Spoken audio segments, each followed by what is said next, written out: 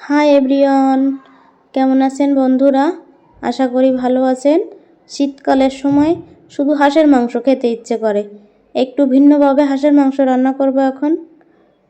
যে কড়াইয়ে রান্না করব সেখানেই ম্যারিনেট করে রাখব।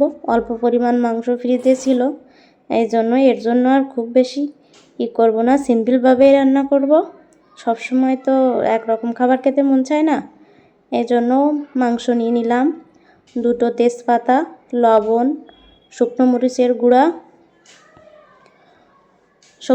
গুঁড়া একটু বেশি দিব। হাঁসের মাংস একটু ঝাল ঝাল হলে ভালোই লাগবে খেতে। এরপর হলুদের গুঁড়া দিয়ে দিলাম। জিরার গুঁড়া ভাজা ছিল আগে থেকে, সেটাও অল্প পরিমাণ একটু দিলাম।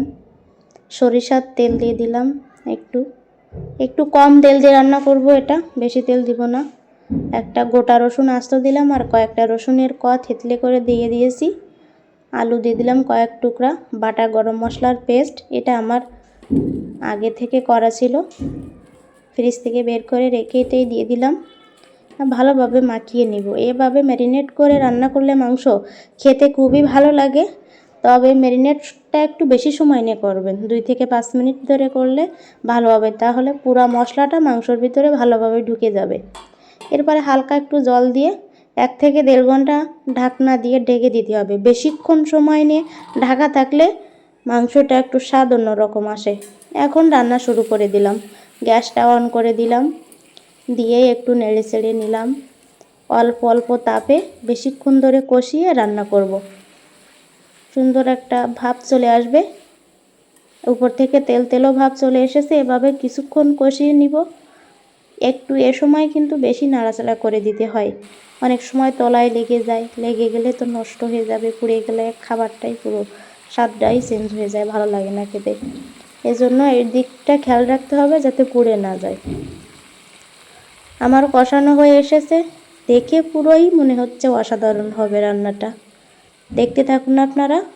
সিদ্ধ করার জন্য গরম জল ব্যবহার করব। আমি সাধারণত মাংস রান্নাতে গরম জলই ব্যবহার করি। গরম জল ব্যবহার করলে তাড়াতাড়ি সিদ্ধ হয়ে আসে আর তরকারির স্বাদটা একটু অন্যরকম হয়, খুবই ভালো লাগে খেতে। আগে থেকে গরম জল করা ছিল, দিয়ে দিলাম।